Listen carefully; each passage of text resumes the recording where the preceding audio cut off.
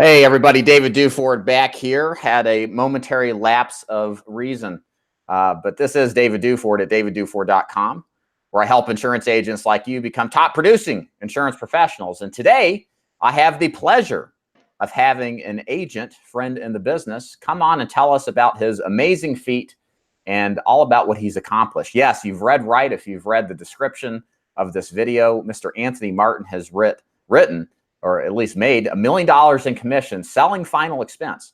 And really the purpose of this video is really just to explore how that's happened, what the details are behind it, so you can kind of look behind the curtain and see what it takes to accomplish such a feat. So Anthony, thank you for coming on with me. Appreciate it. Thanks, David. Glad to be with you, man. Yeah, man. So I'm sure people are like listening to this and are like, what the hell, man? How the hell did he do something like this? So it's kind of, where do you start? Why don't we kind of take us back to the beginning of, how you got into this business and how you got into final expense, and tell us about kind of your niche and how you've been able to accomplish such a feat. So we're going back from the beginning. So I guess I got my first got my insurance license just looking for a job. And I mean, I wasn't looking for a life insurance career, so to speak. It just happened to be a job posting. And the first job that I ever got was with American Income Life. I'm sure you're familiar with them. Anyways, Mm-hmm. I worked for them for like probably 3 months, I would say. And everybody's experience is probably different, but mine was I was working like 110 hours a week. And even if you're making a buttload of money doing that, that's just an incredible price to pay. Right. So there's not really room for anything else. So I looked for something else after about 3 months with them. And I just happened to come across an opportunity working for an agency local to me that was selling insurance. And it turns out they were selling final expense over the phone. And I just went to work for them. And then eventually became, their top agent, and eventually transitioned into like a sales management role with them for a while. So I worked with them for almost 3 years, and then I figured instead of building somebody else's dream, that I would work on building my own. Which, you know, as you know, when you work for somebody else, you're working towards their goals, not yours, so to speak. So I went out on my own and tried to figure out a way to basically build my own system where I could sell, final expense over the phone, kind of like I was doing there. That's a lot easier said than done, as you know. With FE over the phone, you can't just order 20 DM leads and follow like a proven model, so to speak, and just be successful as long as you're coachable and have a work ethic. So the challenge for me was like, how do I find a system where I can get new customers regularly, and have it work like day in, day out. And that's just a big challenge for people in the FE world doing it over the phone, is like, how are you really going to get your leads? So I tried lots of different things, like, I mean, anything you can think of. I mean, I tried working DM leads, working telemarketed leads, creating my own telemarketing leads, hiring people from different countries to do all that stuff. At the time, remember when press one leads were really popular? And I don't mean robocalls. I mean press one leads, where somebody asked them if it's okay to play them a Yeah. message. That actually didn't work too terribly, but that obviously went to the wayside. And there was the avatar lead. So I mean, if you can think of an idea for lead generation, I pretty much tried everything, and had various degrees of success, but there was nothing that really worked really well, that I felt like, okay, this is a model, like this is a formula that would work for the vision that I had, so to speak. And so I spent a lot of time just looking for different ways to create leads, and or come up with ideas something else that I could test. And I don't really remember how, but somewhere around like early 2016, or I'd say maybe like the beginning of the second quarter of 2016, or it was somewhere in the second quarter of 16. I came across, as you know, Jeff Root, their sell term life opportunity, and their concept was very simple. They'll build you a website and they'll teach you how to market it. You obviously have to do all the work, but that's the basic offer that they make. And so I just figured, well, this was one thing I hadn't tried. And after everything that I had gone through, I actually kind of came to the conclusion that somehow, some way, like some sort of online marketing effort was going to be the way that I would solve the problem, so to speak, of creating a system that would allow me to get customers regularly, doing it over the phone. So anyways, I had a conversation with him and agreed to give it a shot. And to be perfectly frank, I didn't really expect much from it. I figured I'd make money because I figured um, it would probably work to some degree. I didn't have any real expectations about how well it would work, and I definitely did not think it would ever work as well as it has. That would I never in a million years thought that would be possible. And to be honest, if I wasn't personally doing this, I would never believe this is possible. Like if somebody that I didn't know said that what I'm doing now is actually a thing, I would respectfully, I wouldn't tell them this, but I would say there's just no way. I mean, it's You don't simply, even believe it. no, I mean, I believe it just because I've done it for so long Right. now, but like it's completely surreal to be, I mean, it's completely surreal. I would never believe it in a million years if I So wasn't doing it. for agents that aren't familiar with your story and background, what are you doing to make the $1 million you did last year? I mean, when Okay, you say online marketing, what sure. does that mean? How Um, does that work? How many leads are you working? That kind of thing. Okay, so let me back up. So the opportunity that Jeff's company has is they build you the website. The whole idea is they teach you how to market it in Google. So the whole objective is to get your website to show up organically in search results. And for anybody that doesn't know, when you search for something online, the very first thing you see are paid ads that would be commonly referred to as pay per click. So people can set up a website tomorrow and they could pay a fee to Google and show up there instantaneously. But after you get done with the ads, there's the organic results. Those results there are presented according to Google's algorithm. And that's a very complex formula to say the least. But the whole idea is to get your website to show up in the organic results for the various search terms that would apply to the type of insurance that you sell. So if you're selling term life insurance, you're going to want to show up for things like no medical exam, term insurance, or all of those types of things. So that's the whole objective. So when you say what is that I do, I'm sorry, your question was what is that I do, right? Yeah, like if you could Oh, describe to a okay. neophyte to this idea of online marketing, like how do you get a Okay. client, you know? Okay. So the basic idea behind getting a website to show up in Google is there's a lot of nuance to it, but in essence, it's actually really simple.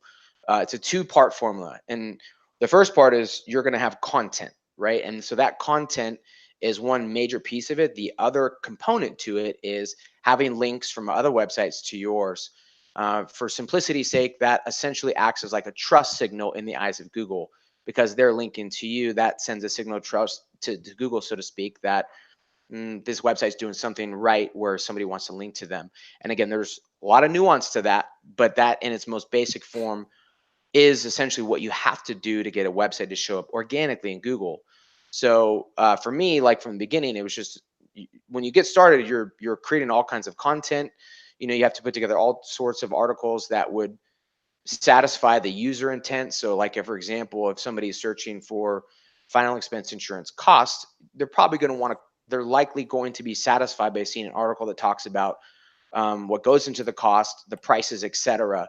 So in the beginning, you're creating just a ton of content because it's a brand new website. So that's the objective, is to create a bunch of content and also work simultaneously on building links from other websites to yours. And so over time, as long as you keep doing that stuff, you're going to continue to make progress. So like for me, it took me about 6 months, a little over 6 months before I got a single lead from my website. Again, all organic. And then it was like, I would say maybe 2 to 3 months later, I was getting at least an average in a lead per day. And so for me, I never stopped doing the work. So like I would never, have like a moment of success and go, oh, I can take a break now. So I always just kept doing it as much as I possibly could. So for me, I just always had like an upward trajectory every single month, And so if you fast forward to, so basically at the start of 18, because you figure, so my production in 18 was, I think it was like 750, something like that. So if you fast forward from when my website started to the beginning of 18, I had enough traffic where I was being able to sell just a ton of business like every single week, every single month to write that that total volume in the course of 2018. One thing you mentioned is how many leads that I work. So Yeah, for me, give the audience an idea. Just and I think this is really cool. You're telling me you started with 6 months content writing. We'll kind of go back to that just to describe yeah, that a little further. Not a single lead. Then like 3 months yeah, of a daily lead. yeah. What are you getting as far as an average month now for leads? Oh, it's now per month. I mean, it's well. I mean, so there's different types of leads, as you know. So Yeah. there's leads that are going to come through that run a quote on your website. There's people that are going to call in directly just from seeing the phone number. And then I don't know if you have this on your site, but I have like a little message button where people can Mm-hmm. essentially send you a message through your website. So essentially, all of those, any one of those is going to be a lead. If you calculate all of those, it's over 2,000 in a given month. I mean, I know last year I easily generated over 20,000 leads just organically from the site across those three sources. So, but the thing for me is like, I don't work all of them. There's no ways one person could work that many leads. So like I'm in an incredibly privileged situation whereby I don't actually have to do any selling at all. And a vast majority of the leads that I have that I'm not actually working because I just simply can't, I can't work them. So as you know, I was using Ninja Quota for a long time, which for people that don't know what that is, it's just software that you put on your website that allows a user to type in their name, phone number, date of birth, etc., and actually see actual quotes from different final expense carriers. Presently, I have one that I built, so it's not Ninja Quota, but it operates very similarly in the sense that once a user sees quotes, they can hit a button to apply and submit a couple more pieces of info. So, like for me, the only people that I ever talk to are people that have said, "I want to apply." So, like when I call them, I'm not doing any selling. I basically just tell them, "Hey, this is Anthony. You submitted the link on our website to apply for final expense insurance." And I ask them if they have any questions, and then I do a risk assessment, and then I literally just process the application. So there's no sales dialogue at all. Like I said, it's an incredibly privileged situation. So I don't know how many leads that I actually talk to, just because there's so many that I just don't get worked, but enough to write a ton. That's all I can really And tell you. just for clarification, that James in the chat said, do you have a team or do you have agents that work for you? Sounds like too many leads to work yourself. What you're saying it Yeah. is that you So work. I've worked alone. I've been hiring, trying to do some interviews recently, and I'm hoping to have some people start working for me in the next couple weeks. I just got to find the right person. Right. Right. Absolutely. So go back to the content, because all of us as salespeople who've been in the business of selling, it's all about leads, right? We got to buy Yeah. leads, we got to do this, we got to do that. Content just seems like a totally left field concept. Why does it work differently or so well relative to buying leads, and how fast can an average person doing this expect to get results? I guess I'll touch on how fast. So again, the dialogue we're having is strictly pertaining to ranking organically in search engines, which is to say Google, because the other ones just nobody cares about them because Google owns the market. But how fast can somebody put up a website and do the work necessary to start getting leads? That's going to depend upon how much work they're doing and how serious they are. So you participate in Jeff's forum, and there's people that will say hello and do the intro and say, "Hey, this is so and so, and I just got a site and I'm excited to get going." And then you see the content they're producing, and it's like 800 words long. So could they say they're doing the work? Yes, but no, they're not. This would be akin to going to the gym and doing like, you never see these guys on the bench press where they come down like maybe like a little bit, and that's their rep, and all their exercises are like that, and I see this all the time. It just blows my mind. But at the end of the day, that guy could walk out of that gym and go home to his wife and say, "I went to the gym today," but he really didn't. You and I both know the work that he didn't actually do anything. So again, it's going to depend on somebody's work ethic and how serious they take it. So again, if you're writing content that's like 800 words or even more, if you aren't really doing a good job at it, then it's probably never going to happen. And the other part is, and this is the hang up for a lot of folks that go the website route, is they don't build links, or maybe they do it for a period of time and then they stop. So it's going to depend on how long somebody or how serious they are. Now, having said that, my approach was I was going to do as much as possible. So I would spend, 2 to 4 hours a day during the evenings, during the week. And then I would spend anywhere from, 6 to 10 hours on Saturday and then Sunday. And this was in the beginning. I don't have to do quite as much now, even though I presently work more now than I probably ever have, just because of the stuff that I want to get done. But in the beginning, I just worked really, really hard because I wanted to get there as soon as possible. But not to say that somebody has to put that level of work ethic in. But if somebody were to put in like at least a couple hours a day, working consistently on building really quality content and working on links simultaneously, it would probably take them at least 6 months before, like me, where they started to get some traffic. But as long as they kept doing that, within a year, they would be getting daily leads. But the thing is, as you know, most people are lazy and they're just not going to do it. So to present somebody with the opportunity to build something for themselves, most people just don't have the character to do it for a year or more for that long-term payoff. But somebody could do it if they did those things. Yeah, it's funny. It's a lot of people ask me, why do you give away so much sales training information for free on YouTube? Aren't you training your competition? And I guess I am, but I know that most people aren't going to ever take action. Yep. And then if they do, it's going to fall short, which is why you're on, because I would assume that this is to be true too. It's just most people just don't have consistency and focus in order to accomplish anything. I mean, and Jeff's program aside, now that I know how to do it, the information is readily available. Like SEO isn't some, super secret formula that exists, in NORAD. It's well written about. There's multiple companies that produce, like if you look at an SEMrush blog or an Ahrefs blog, the content they produce, it's all very similar, but this stuff isn't unknown. It's not a mystery. But so for me to reiterate it isn't me saying something that isn't already published elsewhere. And then just like you said, like nobody's going to do this stuff. Like it's crazy to me, but I just know people aren't going to do it. So like, there's nothing that there's no amount of advice that I can give to you or anybody else about this or any sort of website stuff, ranking organic. I just don't care because I just know they're not going to do it. I mean, that's just the way people are, unfortunately.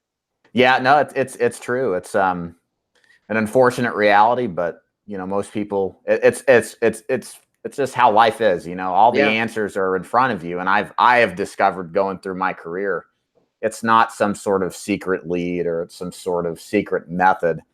It's character traits, it's focus, it's discipline.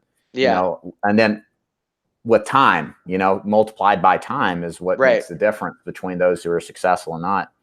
A couple questions here from the chat. See, you may have hit a couple of these. Do you work mostly over the phone or do you go on the road door knocking? It's phone sales. Yeah. Oh yeah. Yeah. Ain't no time for that. James asked, do you have a system to kick down non-responsive leads to field agents? No. Nope. No. Lizette asked, how do you get the website? And what if my final expense needs to be face-to-face? He covered that. Selltermlife.com. I don't think Jeff is selling those. Has he started his new program? I know he stopped it. I don't know if I remember him saying that he was going to do a new offer, but I don't know if that's presently live right now. Right. Okay. Yeah, he talked about it, but didn't go into any more detail. So, okay. So describe good content. One of the things I've noticed, I've got a website, not nearly as large as yours, but it seems to me like good content I would imagine is helpful. It answers the question, but to me, there seems to be a lot of content that's like that. So I guess the question is, how do you rank against it? How do you rank good content when there's already good content? Do you go after the big keywords? Do you go after the long tail keywords where there's more description behind it? Can you kind of describe what your thoughts are on that? Sure. So for any news site, your strategy is definitely going to be your goal is to rank for the long tail keywords first, because that's really low hanging fruit. That's far less competitive than the short ones. So, and can you give an example of short and long tail? Okay. Yeah. So let's say a long tail keyword would be like burial insurance when you're on dialysis in Florida. right? That's a really long search phrase. And there aren't going to be a ton of people that are producing content to rank for such a phrase. So if you were to try to rank for that specific query, it would be very easy for you to do so because there's just not really competition to prevent you from doing that. A much short, like a much shorter key phrase that would have probably a lot more search volume would be like burial insurance, right? So that's much shorter. The volume is significantly higher, like by a wide margin. And so because the volume is so much greater, there's a lot more people trying to rank for it, which means it's going to be a lot more difficult to actually acquire that ranking than it would be for burial insurance when you're on dialysis in Florida. So for any new site, you're going to start off by trying to rank for the long tail ones. Because again, those are really easy to accomplish. And they're actually really valuable because the more people type in, they're probably more likely to convert. So if you had 100 leads from long tail queries and you compared those to 100 leads from somebody who just types in burial insurance, I would take the long tail ones all day because they're much more likely to convert. So you're going to start off by ranking for long tail, and then as your domain authority, which in simple terms is a way of saying how much Google trusts your website. And that's a factor of links from other websites to yours. But as your domain authority rises, you'll be able to start ranking highly for shorter and shorter search phrases. So maybe it's burial insurance for seniors, which isn't quite as long as burial insurance and when you're on dialysis in Florida, but it's not quite as short as just burial insurance. So the idea is you're going to rank for the long stuff, and then you're going to gradually get better and start ranking for shorter and shorter ones that have higher volume. But that's the basic strategy. And then long term, the objective also would be to capture the really high volume ones, which is very difficult to do because the people that are at the top for those high volume searches, they've got really high domain authority. So it's going to take a lot of time for you to be able to capture those rankings. But you talked about content. So how do you basically, like, so if you look at a certain page and there's 10 organic rankings on any given page, if you're looking at it on desktop, how do you move up in those rankings? So there's a couple ways to do this. The single most important thing, though, is that when you produce content, you have to satisfy the user intent, which is to say, why is the user searching what they're searching? So again, somebody searching for burial insurance cost is most likely looking to see prices. And there's probably some people that are looking to understand how the cost is calculated. There's a variety of, there's different intent behind that search. But at the end of the day, your objective is to satisfy their intent. Because if you don't, then they're not going to stay on your page and they're going to go to somebody else who does satisfy their intent. So whenever you produce content, the most important thing is you have to identify what is the intent. And there's different intent for each search phrase. Like I said, cost, somebody can want to see prices, but they also want to know how is the cost calculated and etc. So all the different intent behind a search phrase. And then the idea is, I guess this would be my approach. So whenever I produce a piece of content, I first identify what is the various different intent that somebody has for the phrase that they might search. And then I come up with a list of their objectives, so to speak.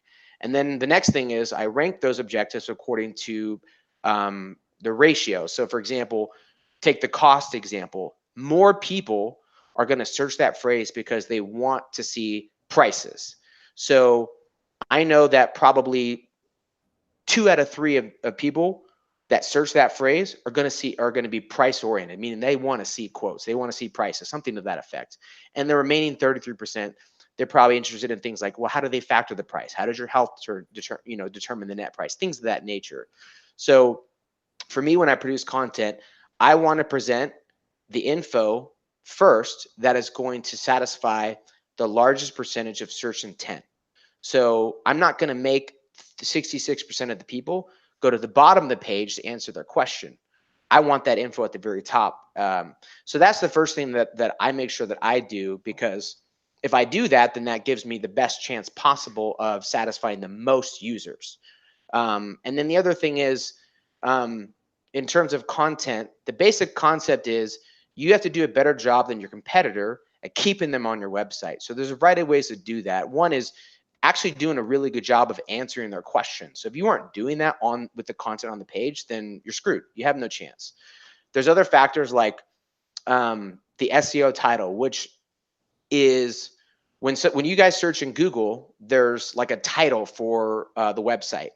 Now you get to decide what that is. And now very, very rarely will Google not display that. Sometimes they won't, but most of the time they will. So you want to present a title that seems much more enticing than the other search results that are there. Because if the user is more likely to click on yours, that's a good sign. Because Google will measure, okay, what's the ratio at which they click on your result relative to the others. They also measure how much time are they spending on your page, and they measure that against what they spend on other pages. And if they go on your site, go back to the results, click on another website, then they're going to compare your user metrics when they were on your site compared to the other one. And all of this stuff goes into how they display rankings. But at the end of the day, you're going to want to try to get people to click on your site more than the others. And that's, just being creative, thinking about what would you have to display to do that. And then once they're there, you want to keep them on your page as long as possible.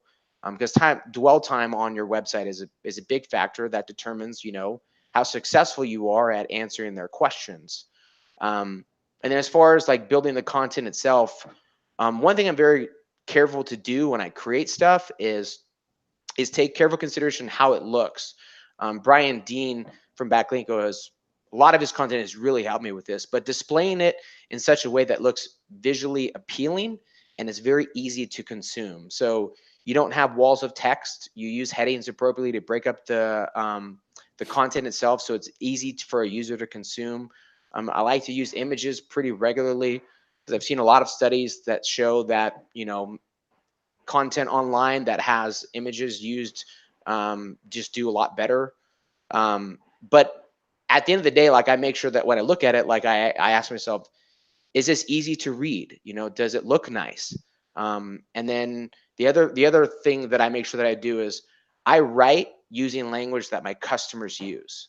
So if you read my website, I don't use large words, because we're dealing with like final expense people. So, they're not going to be busting out the words you're going to see on an SAT test, right? So I keep things very, very basic, and I try to write in such a way where it would be the same as if I was like talking to them, just explaining this stuff.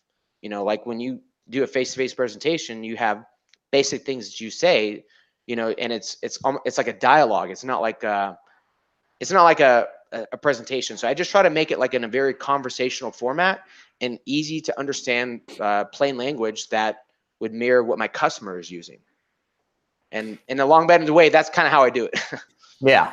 So I think one thing that's important to expand on too is backlinks. I know I've seen a lot of your posts, content and backlinks. Can you kind of describe again a basic example of backlinks and why they're important and why somebody building a website will want to focus on that? Sure. And this would actually also relate to answering your question about how you, I guess, compete with somebody else and when they also have great content. One of the ways that you're going to compete in terms of rankings is having links from other websites, because again, links from other websites determines your domain authority, which again is a measure of how much Google trusts you, so to speak. The more they trust you, the better your rankings are going to be. So this would also be a factor that would determine how you compete with other pages. Anyway, so a link from a backlink is simply if you go to another website and there's a hyperlink where if they click on that link, it would take them to your website. That's considered a backlink. And it's incredibly important to have if you have any interest whatsoever in ranking in Google organically, because if you don't have links, then you simply have no chance whatsoever. But they are what will allow you to consistently move up in rankings, especially for the not long tail keywords. And the downfall that I see for a lot of people, like all the time, when I see people come on board and make posts in Jeff's community, and I'll look at their website and run a backlink check, using Ahrefs or something like that, and I see that they haven't really done anything, and then I check on it later on, and they haven't. It's clear to me that they're not doing it.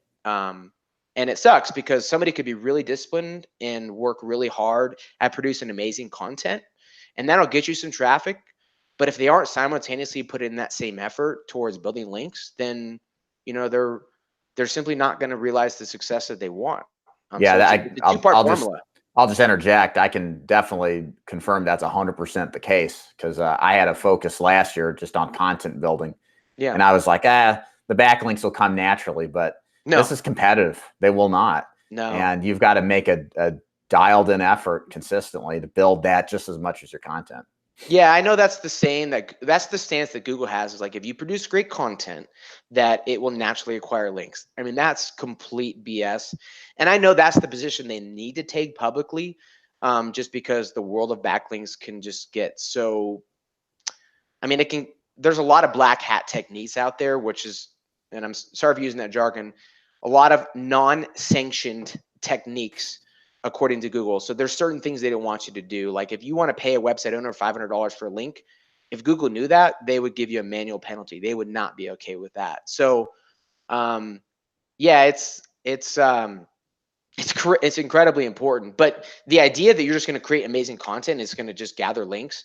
There are some circumstances where that is true, but very, very, very, very rarely. I will say this: if you were to build a website and you didn't focus on acquiring the links, and there's a variety of techniques out there to do it, it's not going to happen. You simply have no chance of success. It's just, it's never going to occur.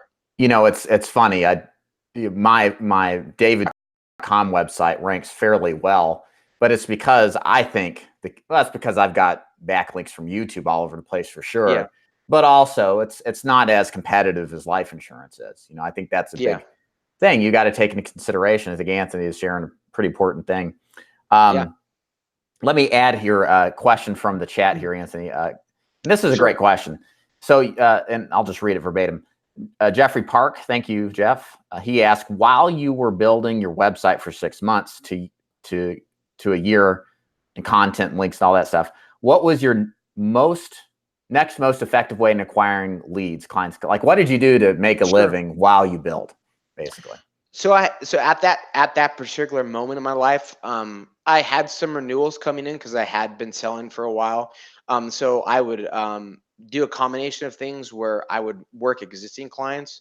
Like if you have a book of business, there's lots of business sitting there. Like honestly, I would call people and just say, "Hey, this is Anthony, just calling to check in and make sure your beneficiary is good, your address is good." And at the end of that, there was something else that I would say. I don't do this anymore just because I don't need to. But I would at the end just say, if you ever want to increase or decrease coverage, I can help you with that, right? And naturally, people would say, "Oh yeah, I was looking to get more coverage." So if you have a book of business of a few hundred clients or more, there's a lot of deals just sitting there. So I would do that pretty regularly, and I'd write business that way. But shortly after I got my website actually published, I was actually doing paid Facebook ads, and I wrote a lot of deals doing that as well. But eventually I didn't need to do that anymore because my organic traffic was such that it was keeping me busy enough that I didn't need to pay for any advertising. Do you have any thoughts or opinions or just perspective with other agents that sell over the phone that want to sell? Maybe they don't want to do content, but they want to do paid ads. So do you have any advice, like what types of leads work, anything like that? I will not comment on something I don't have expertise in. So, I've done some Facebook ads, but I'm no means an expert. I was profitable at doing it, and it was so long ago. And at the time, I paid somebody to do kind of the optimization of the targeting, so to speak. But so I didn't even personally do that. So, I mean, the only advice I would give is find an expert that can teach you how to do Facebook ads if that's the route you want to go. But I wouldn't personally make any comment other than that, just because I don't have the expertise there. Okay. Chat, a couple questions from the chat. John Wolf. Hey, John, what's up, man? John asks, for the sake of clarification, are the creation of backlinks the same as boosting a post like on Facebook? No, it would be the complete opposite. So technically, you could probably pay to get some backlinks. That would not be a recommended practice, because that probably Google's really smart. So if you're paying for backlinks, chances are the site that was willing to do that is probably really low quality. It probably does it from other ones as well. It would be a terrible idea.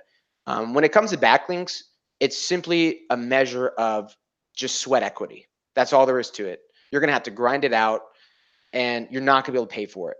I mean, there are organizations out there you could pay to do link building, it would be very expensive because the people that would actually do it in a sanctioned way aren't going to be cheap. But like if you tried to pay somebody $500 a month to build links for you, that would be a terrible idea. That would result in very bad things. What's the easiest, cheapest way for a new agent to build backlinks? I would say resource building, resource link building. So the idea would be you build a piece of content on your website that's meant to be a resource for somebody. It's not meant to be like a consumer oriented piece that's designed to appeal to consumer traffic. So like, yes, there's going to be an article on your website like mine that goes over the costs of, burial insurance. But I also have a piece of content that helps seniors prevent, it's like a guide to help seniors prevent falling in their home. So the reason that piece of content exists is so that I can leverage it with other websites, and to have them list that a link to that resource on their website, because it's a lot easier to reach out to like a senior oriented website and said, hey, I just put together this guide to help seniors prevent falling in the home, and I thought you might like to add it to your website, something basic like that. But that's a lot easier to sell to a website owner than it is to say, hey, link to my website because I sell insurance to seniors. That's a very corporate, like promotional type of request that a website owner just isn't going to be interested in. But since I'm adding value with the resource that I created, in their mind, them having a link to that resource on their website also adds value to their users. So it doesn't work every time, but there will be people that will say yes. And so resource link building would unequivocally be the easiest way, because you don't need to be a master at, discovering email addresses, or like, you don't need to be master at it. You need to be willing to create a good piece of resourceful content and then reach out to various site owners and with asking them to add it. And some will say no, but some will say yes. So you're suggesting, bottom line, do some outbound prospecting essentially for websites to list yours. Okay. So there's should agents be doing this right in the beginning? I mean, like, how much should they be doing, specific like burial insurance content versus resource driven type of articles? Is it like 50-50? What do you think is good for a new agent? Well, as a baseline, somebody should put horror at the top of their list of daily to do. Like that should be like take precedent over everything. And for people that don't know what that is, horror stands for help a reporter out. It's basically a service that connects authors with potential experts to give them content to help them write their article. So it's a free service and it's amazing. So basically, when you sign up 3 times a day, you'll get an email with a bunch of queries that just detail the authors that are looking for and what type of content they're needing. And so sometimes you'll see people who have a query that would be something you could respond to. Like one was, sometimes people will ask about, what's better, term or whole life insurance, right? And so they're looking for an expert to give them feedback to help them write their article.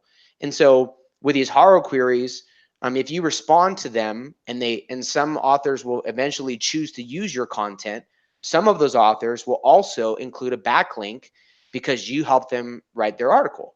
Not every time, but in many cases that will happen. And the amazing thing about Haro is you'll get links from websites that you will never get a link from if you tried your hardest. So for example, if you want a link from like Investopedia or some other really high domain authority site like the Simple Dollar or something like that, there is nothing that you could do where you could contact those websites and get a link from them. Haro is the only way that you'll do that. So you'll get a lot of really amazing links from extremely high authority websites, and it's free. I mean, it's amazing. So at the baseline, somebody would always put Haro at that. Nothing takes precedent over that. Like nothing does.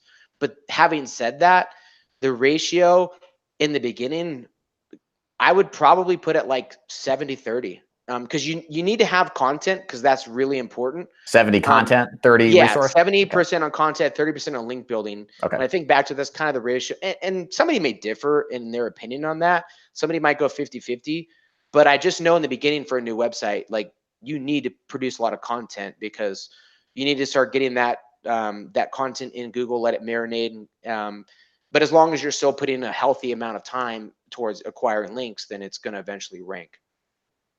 So what's next for you next couple of years, Anthony? You're going to grow a big call center?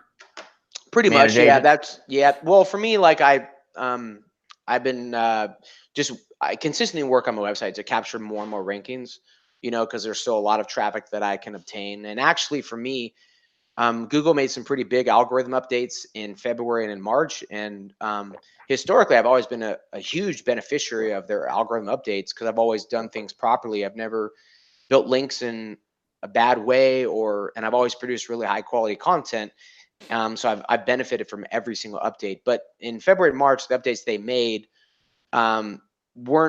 they actually negatively affected me. So I've been working really hard to address those changes because I'm pretty certain I know what changes they made. And I'm confident that my efforts over the last couple months will pay off here pretty soon to recapture some of the rankings that I lost, and then also allow me to propel forward to capture some of those really high volume searches that I haven't been able to penetrate thus far. So I just got to keep doing what I'm doing to capture more and more traffic. And then, like I said, I've been trying to hire folks to work the leads and, just keep growing in that capacity. Well, you might get a few more people calling you here next couple of days. I'm sure. Just so anybody knows, because I've been asked a million times, I will not contract people remotely. If you, like anybody that I hire, like I have an office in Reno, Nevada. If you can't come to the office, then there's no chance that I would be willing to contract with you under any circumstance. It's nothing personal, but I'm just not going to go that route. Cool. So tell everybody where they can find out more about your website. If they want to see the website itself, it's pretty simple. It's choicemutual.com. That's the website. All right. Well, Mr. Anthony Martin, thank you so much for your time today. Appreciate you taking some time out of your busy schedule, and hope you guys enjoyed. We'll see you next time. Bye. Thanks, David. Take care, man. See ya. All right. See you, buddy.